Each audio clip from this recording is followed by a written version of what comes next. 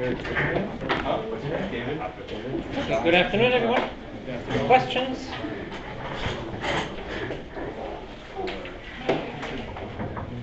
Why don't you leave that door open so that people can come and put the trash can in there. All right, so let's see where we are and put that somewhat in relationship to what you've been doing at home.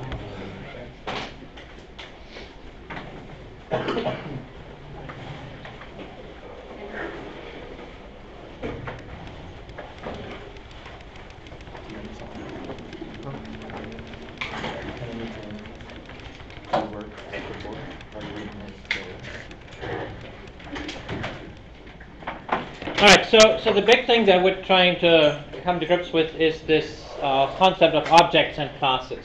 And the whole point of the various homework assignments is to make you comfortable with using objects of classes that someone else has come up with.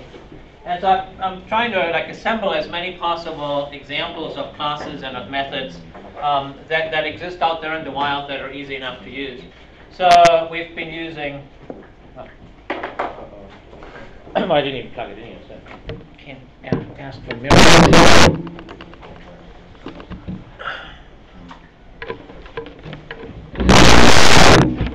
Yeah, that didn't run it either.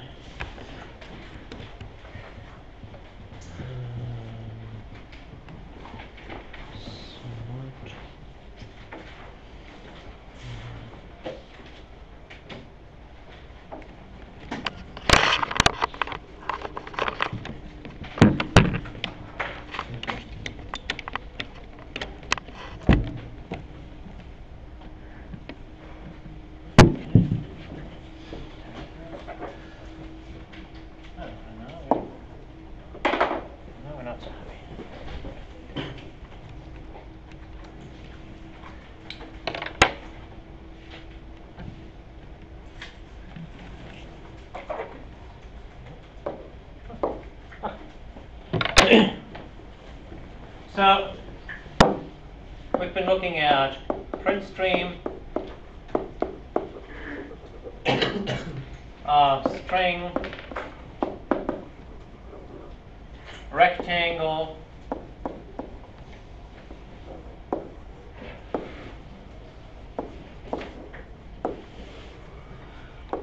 beach chair, color,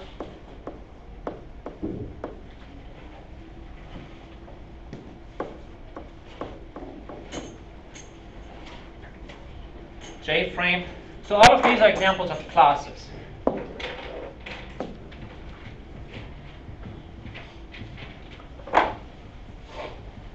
And so in the various homework assignments, we used the rectangle class for something, and we would call methods on them.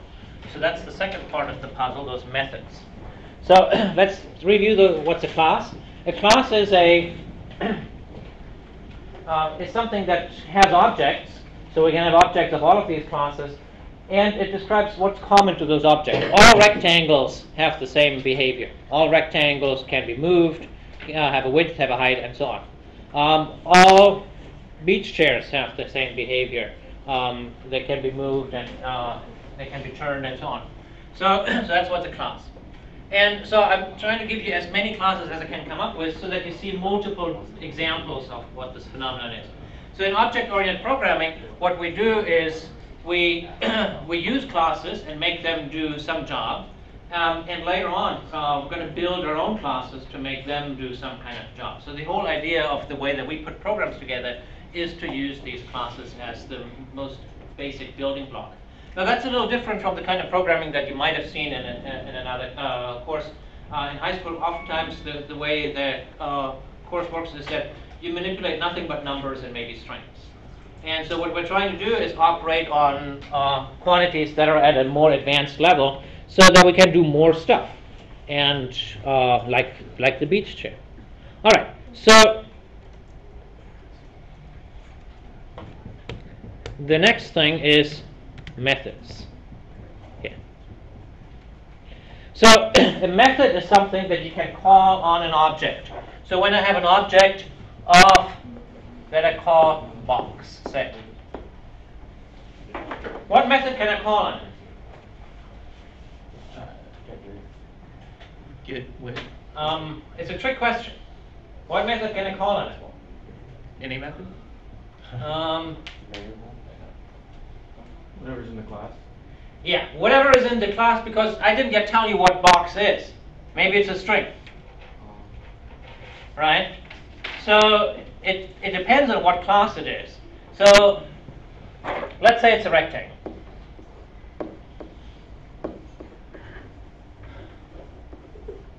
So at that point, whatever you guys said, get width is of course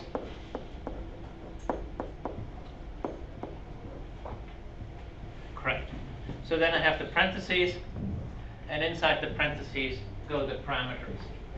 Now someone put a very interesting question in Desire to Learn, where they said, what parameters should I use? So what goes inside here?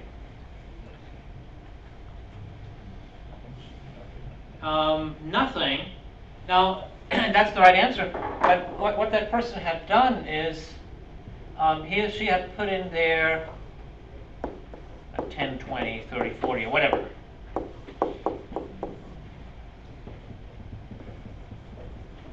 And I said that that's actually wrong.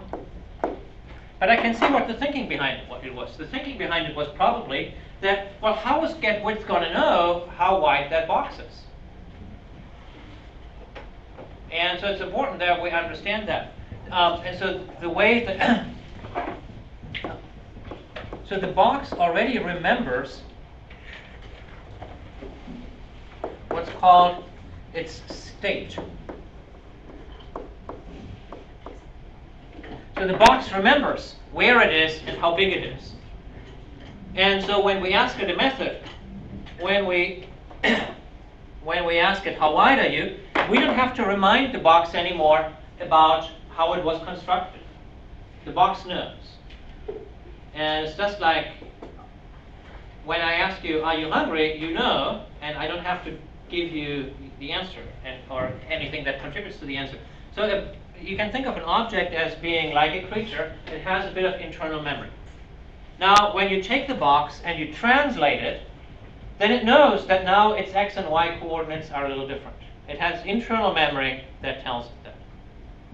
So for that reason, when you ask a box how wide it is, you don't have to tell it anything different. But it's not totally obvious, right? You have to have a basic understanding what an object is, that it has that capacity to remember things. So it was a perfectly valid question.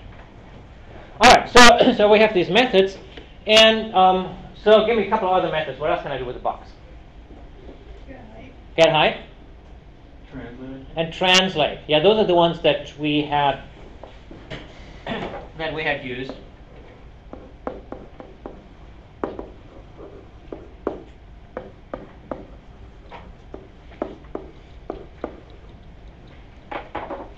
Now, when you call get width or get height on a box, on a rectangle, that you get an answer, and it doesn't modify the rectangle at all. It's still the same as it was before.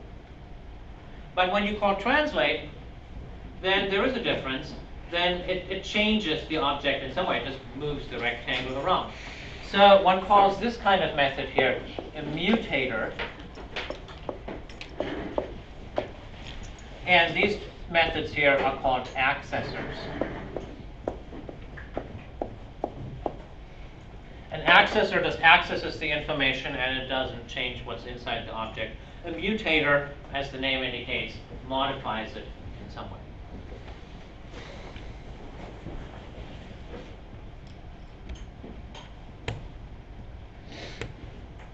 So in the homework with a moving frame, what I was trying to do is do the following. So we have this rectangle. Actually, I have a slide. Let me pull up that slide.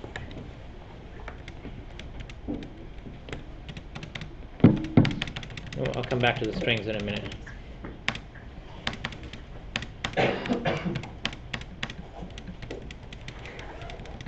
Yeah. I'll make a constructor. Come on. Yeah. So, so we have this translate method, and I was wrong. I was hoping I had a slide for that. When we look at the previous one,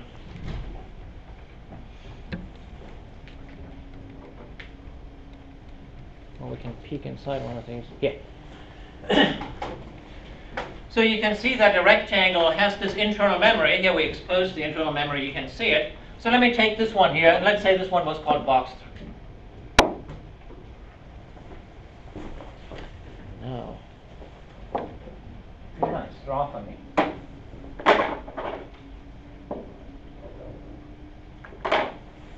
Why does this? I'm going to lose my ability to draw.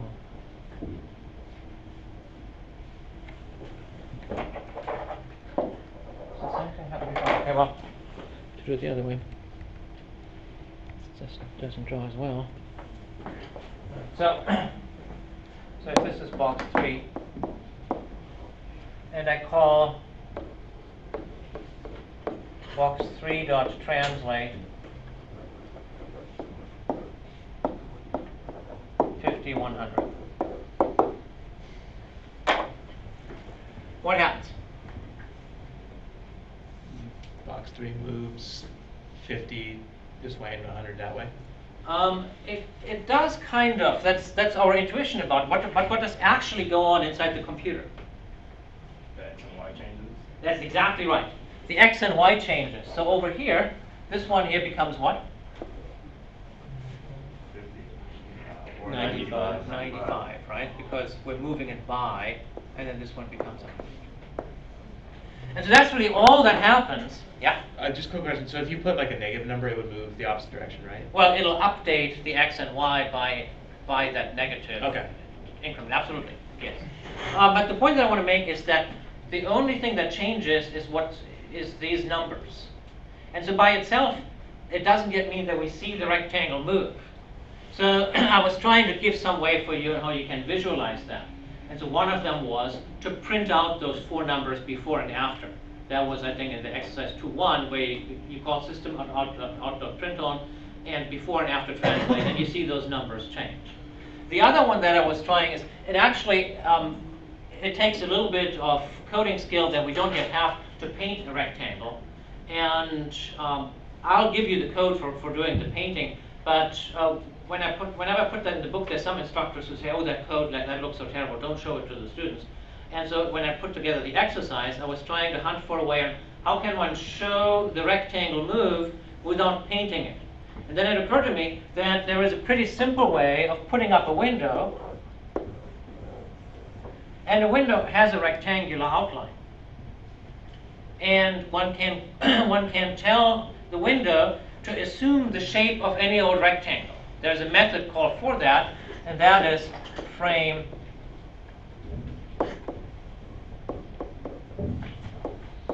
set bounds of box. And so if I do that, and then if I move the box, and if I do this again, then one will actually see the frame window move.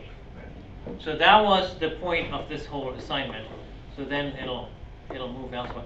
Now I don't remember, but was the final version of this program due? Or only the draft? Yeah. So the final version was due. Okay. In that case, if I don't put a solution up, remind me to put a solution up so that you can all run it and see it with your eyes if you haven't gotten to that point. Because that one was conceptually a trickier assignment than I first thought.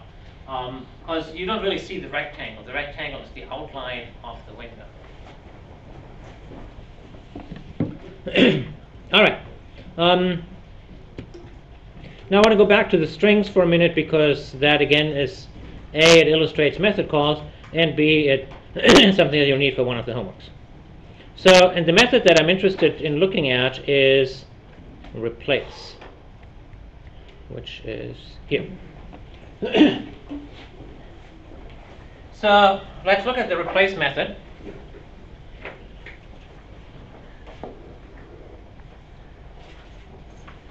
It takes 2 parameters.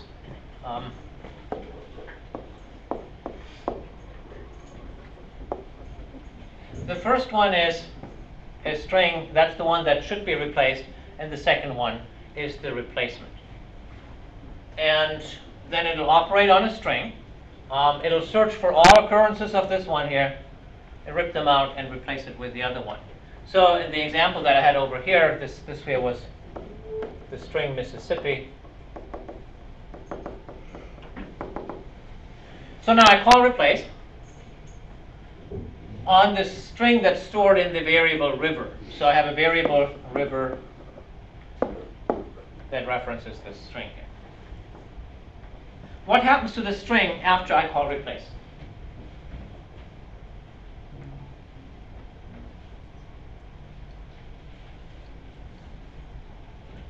Changes the letters. It does not. So the intuition would be that we say, well, it would change the letters, just like translate moves the rectangle. But as it turns out, all of the methods on strings are accessors. A string can never be mutated in Java. So it just changes the pointer where it's pointing? What it makes is it makes a brand new object, previously unseen by human eyes, that contains the answer. So this thing here returns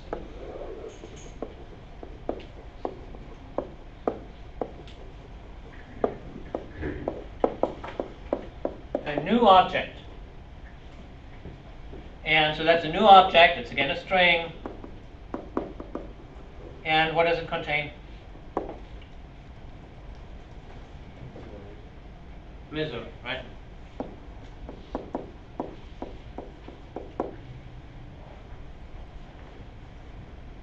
So it's a bit of a funny setup that it's like if I ask him, what would you look like in a green T-shirt? As if a new person would spring into life with a green T-shirt. He would still be sitting there in the beige T-shirt. But that's how it works on strings. So strings are a little unique in that case, that you can never modify a string. You can only ask a string to come up with new values. That's just how they set it up. It's a perfectly valid way of doing it. And you just have to know that most objects kind of work the way that rectangle works. You ask them move, and they actually move. With a string, anytime you ask it to do something, it gives you a new string with the result. So when you call to uppercase on a string, it also doesn't uppercase itself. It gives you a second string where everything is uppercase. So what happens to that first string? Oh, it's still there. So in general, the way objects work in Java is once they're created, they stay around until the virtual machine realizes that no one is using them anymore. And at that point, your programs are going to be running so quickly that probably that point will never be reached. But in a long-running program, they eventually get what's called garbage collected. So the virtual machine tracks which objects no one refers to anymore, and it'll know. Sometimes you have like chains of objects. You might have like a person who has a friend who has another friend. It'll actually go through all of those chains. And when it finds that no one cares about an object anymore at all, then at that point it becomes garbage collected. When the machine runs out of memory, when it wants more memory.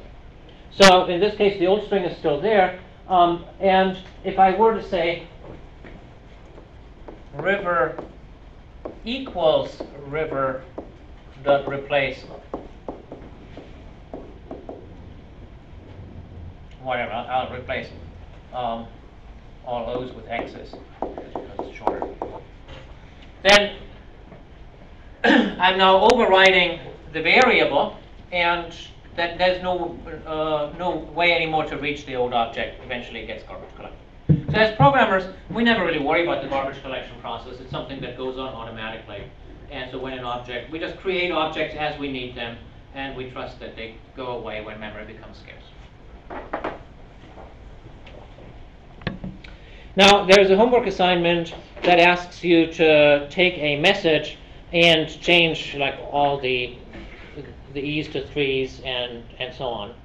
And so replace is going to be your friend.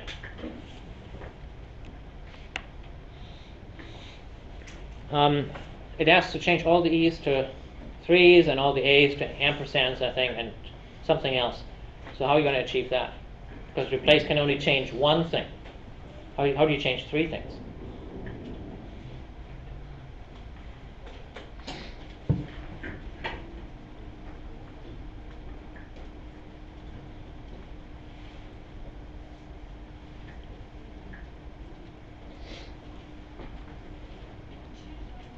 Yeah? Do it 3 times. Exactly. Yeah, so, well, yeah, it's inside one has to have. So, that's what you do.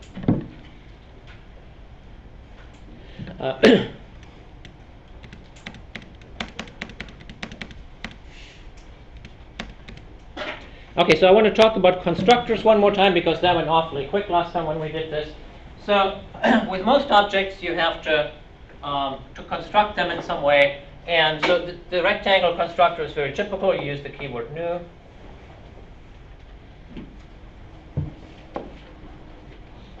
The name of the class. And then some parameters that give the size here. Like for the rectangle in that frame, you probably want to choose something big.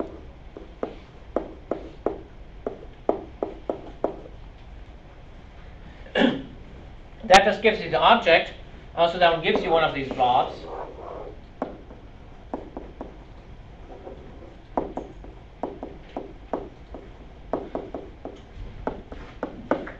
That has these numbers in it. And now you want to probably store it in some variable. So that you can later reference it. And so the way you do that is you declare the variable.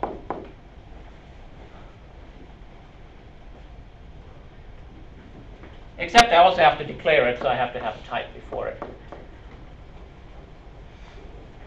And then I have to put a semicolon behind it. And that's how you always do construction. Name of the class, construction parameters, and in 99% of the cases, you will want to save it in a variable of that same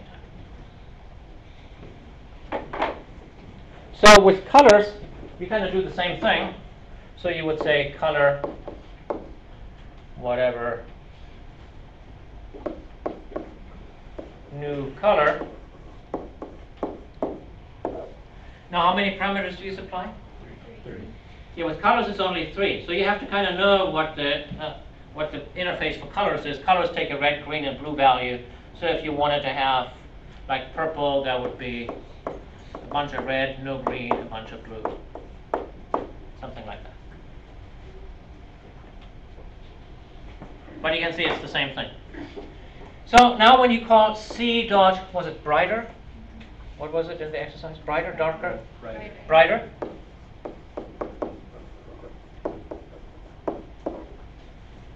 Does it change C? Or does it give you a new color with the answer?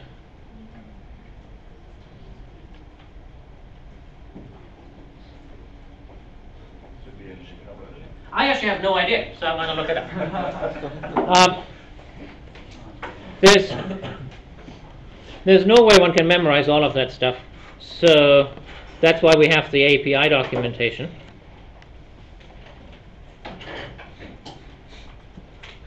I'm going to look it up.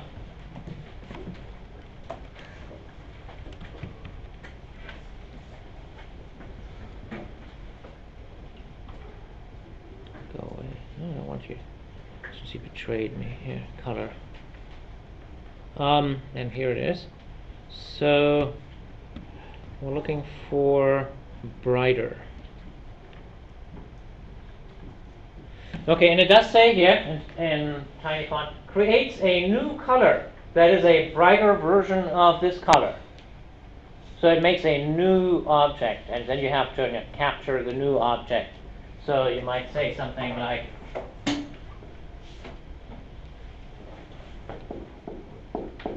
color B equals C dot brighter.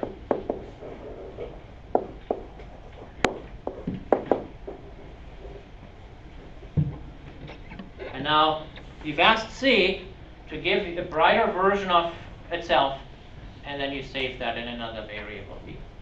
And then you can do something with it, like what did I ask you to do, to print it out or to set it as the background color of a frame or whatever. And so it's the same syntax that we've seen with all these other objects. You take the object that you want to do something with, you do the dot, you have the name of the method, and then the parameters, which in this case is nothing. And then normally these things give some kind of a result, and in this case I capture the result in a new variable. I might just print it. That might also work in this assignment. I don't remember what it was. So you could just do a system.println of c.writer.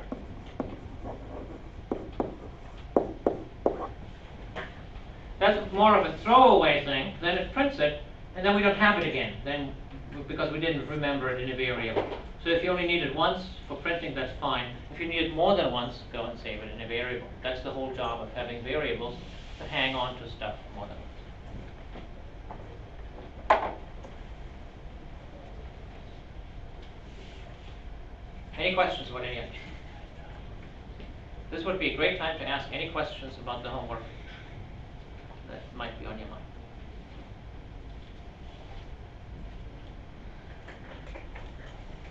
All right.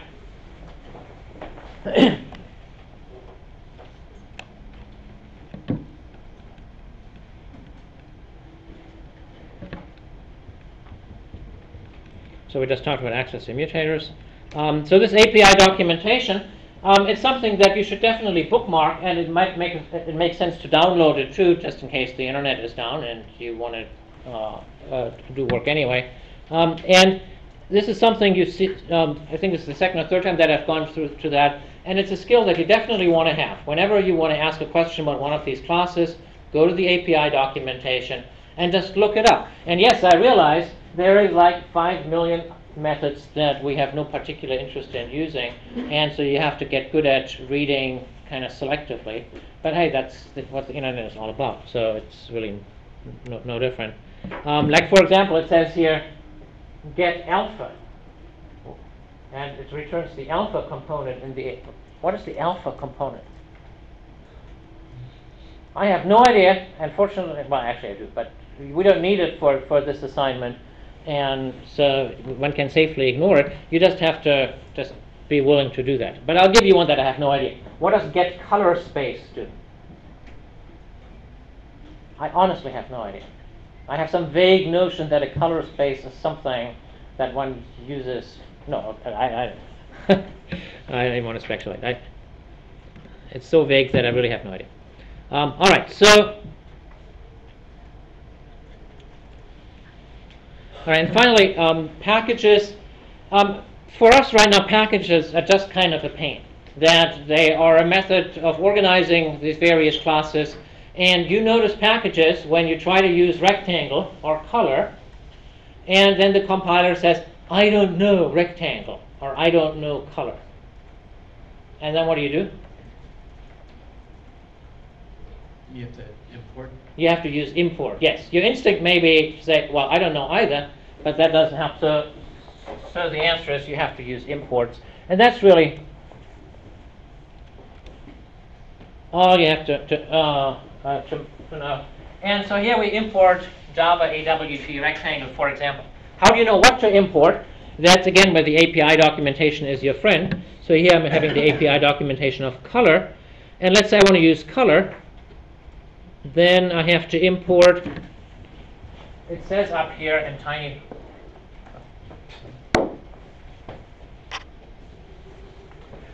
writing. So you would have to do import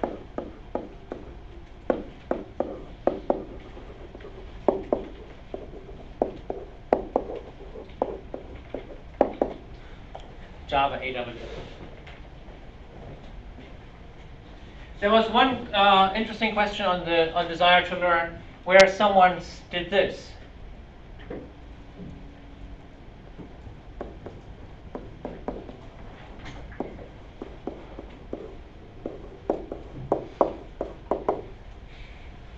And the compiler said, I don't know color.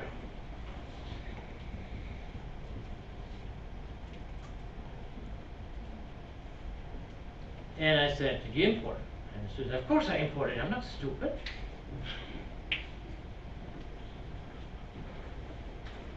So, capital C? Yes. So capitalization is important to the compiler, even though it's not that important to us in most cases, but for the compiler it makes a big difference. And so you just have to develop an eye for upper and lowercase. And the convention tends to be that the name of a class is always in uppercase. Color starts with an uppercase C, rectangle with an uppercase R, beach chair with an uppercase B. That's what everything else is in lowercase, but the names of classes are always in uppercase. Start with uppercase, and then some lowercase later. All right. So that's all I want to say about the course material. So let's move on to the lab.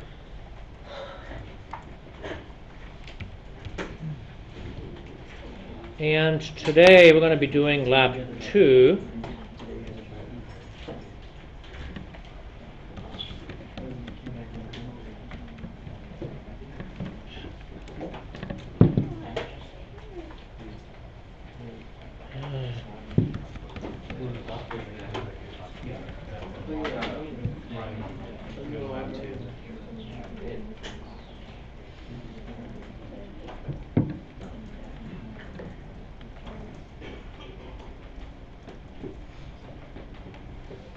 All right, so in lab 2 we're going to be working with BlueJ, and so the interesting, we didn't do this lab yet, right? I'm in the right lab. The interesting part about BlueJ is that the way we're going to be using it here is you're not going to be writing any code. And so if you say, oh, I know BlueJ, I've used it for my homework, we're going to be using it in a different way in this lab. And in actually a very nice and useful way. So let me show this real quick so that you all do it the right way.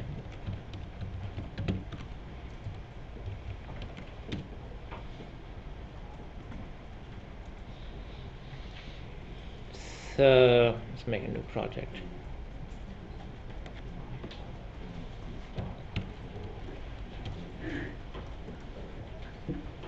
Okay. Project. So new class. Class name is greeter. Double click. Clear it out. In the lab I give you the code. Here.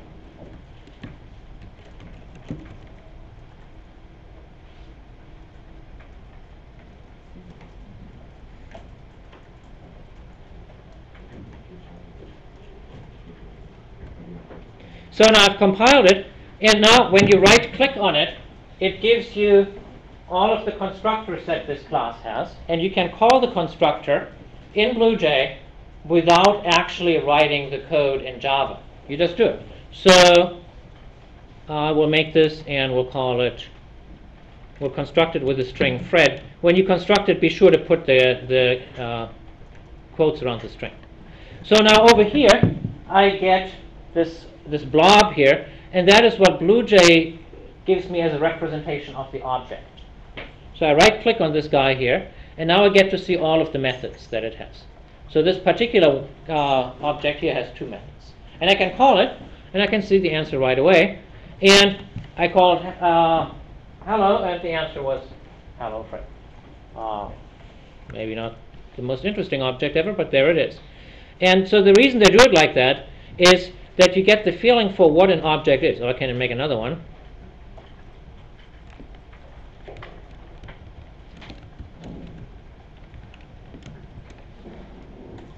An object is a blob, and I can right-click on it, and then it tells me what it can do. Oh, this one can do the exact same things as this one here. Look at this. Why can it do the exact same things? Because it belongs to the same class. So when you have multiple objects of the same class, they all have the same methods. They all have the same capabilities. So I can make as many of these as I like, and they're all going to have the same methods. But of course, the result of the methods is going to be subtly different. So when I ask this one here to say hello, it'll say hello, Harry, because it remembers that it was constructed with Harry. So they have a little bit of opaque memory. They're stuffed inside, and that makes them act a little bit differently. And so this is meant as something that helps you visualize what a class is and what an object is. A class is something that can make objects. An object is something that can execute methods. And so play around with this thing, follow the lab instructions, and it really is a very good way of becoming more familiar with how objects work. All right. In terms of buddies, I think I made one change because there was a drop in the buddy list.